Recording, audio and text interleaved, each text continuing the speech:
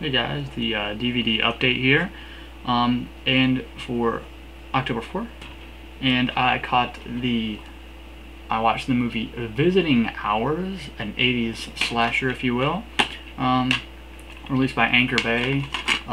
Actually, the disc, I want to show you the disc.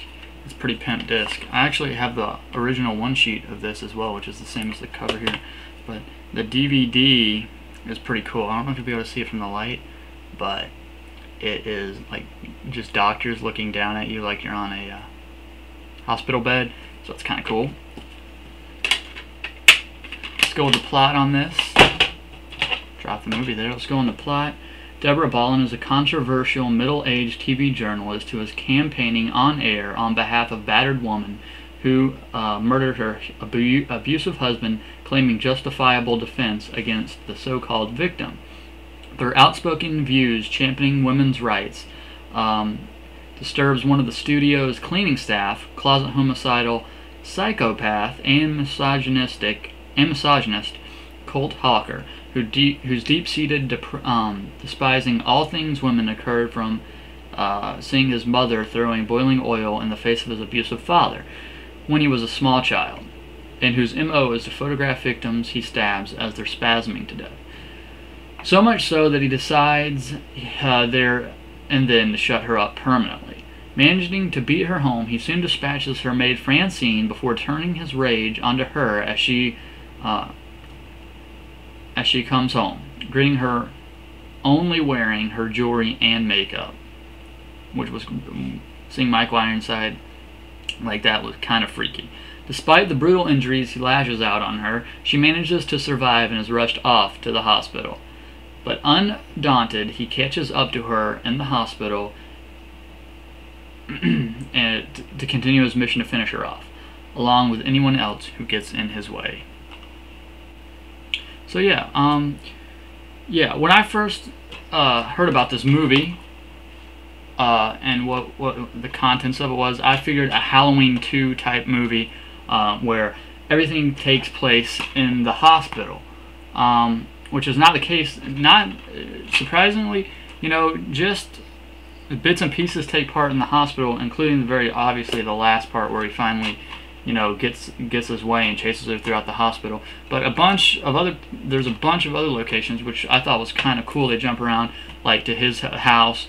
They show insight, like I said, why he hates women so much, and he basically doesn't like anybody, blacks, Mexicans, or anything, and it shows his apartment. He tracks down the nurse who's supposed to be watching, who's made it her mission to watch over him, and he, and takes creepy pictures of her kids.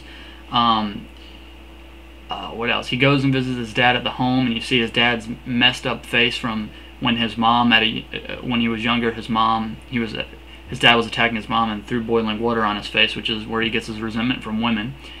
For women anyway, and he happens to work at this TV station that she is an anchor at. I already said the synopsis. I hope that video works. It said it was dropping frames like a bitch, so I wasn't sure. So yeah, it doesn't all take place in the hospital like I had previously thought. This is really good. I really like this one.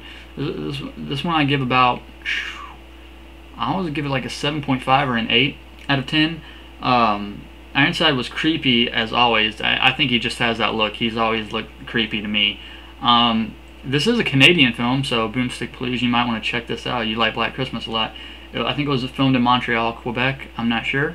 But yeah, it is a Canadian film. Yeah, William Shatner in this. My buddy Bill Shatner's in this. Although he played a really small part, kind of like as a love interest, kind of producer for the TV show that she works on. And really his bits, he just shows up at the hospital every once in a while and then shows up with the police and helps the police a little bit when they break into the killer's apartment. But if he was edited out of the movie completely, it'd still be the same movie. I think they just threw him in for namesake personally. Yeah, so let's go to the gore and nudity. Despite there being some shower scenes and some rape scenes, there's no nudity whatsoever. He rapes a whore. I think she's a prostitute. And lets her live, which was a big mistake because it would later lead to his downfall. But still, no nudity or anything. The gore, there's really not even that much gore either. There is blood, however, but just, you know, not like an overabundance of blood, just generic and on the lower end of some other 80s slashers you might know of. Ironside, he plays really he doesn't talk at all pretty much, except for, I think he says probably like 10 words at the most through this whole movie, so that even adds to the creepiness of it. He's also a resourceful little bugger.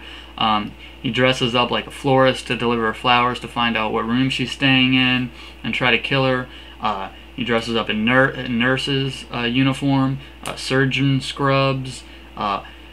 Even though there's like 20 police and all around the hospital, he still finds ways to break in by going underground through the like I don't know, they're like pipes underground that he broke into. I guess they might be electrical, I don't know. Anyway, he's just a resourceful little guy, and he's got balls, man. He's just walking creepily throughout the hospital when no one's even supposed to be there. He's acting like he doesn't really care who sees him until the police presence comes. Then he kind of sneaks around a little bit, but before that, and he always carries around this stress ball that he's squeezing, this black stress ball that he squeezes, which he loses because he has to stuff into someone's mouth as he proceeds to make them quiet so he can stab them in the chest. You know, there's pretty decent kills in this. One kind of like weirded me out because the first kill in the hospital, I believe, he goes into the room which he thinks is the woman he's trying to kill, the TV journalist. But unknowing to him, they moved her out of that room. And, you know, they have the curtains pulled around the bed, so he really can't see who it is, but she's hooked up to this machine, and he cuts the tube, thus making her not able to breathe. And then he opens the curtain to find a very old woman who looks like who looks very similar to an old woman that I used to know, which is kind of why it kind of felt uneasy for me. And he basically just sits at the side of the bed while she takes like really death gasps until she passes away, and then he takes her picture, and it was kind of unsettling because there was a resemblance to an older woman that I used to know. But so yeah, that was kind of weird, if you will. What else do I want to say about this? Like I said, I actually liked it. IMDb seems to not like it because it's at like a 4.2, but I actually did. Like I said, I give it a 7.5 or an 8. Let's go with a 7.5. I don't want to give it too much, but this film, it also was briefly on the UK Video Nasties list. I don't know why, but whatever. So yeah, that was, I had to do this real quick. I got to go to work right now. So that was Visiting Hours. I definitely recommend it out if you like 80s slashers. So I'll see you next episode. In this hospital, your next visit may be your last. All visitors, please leave the hospital. Dr. Len.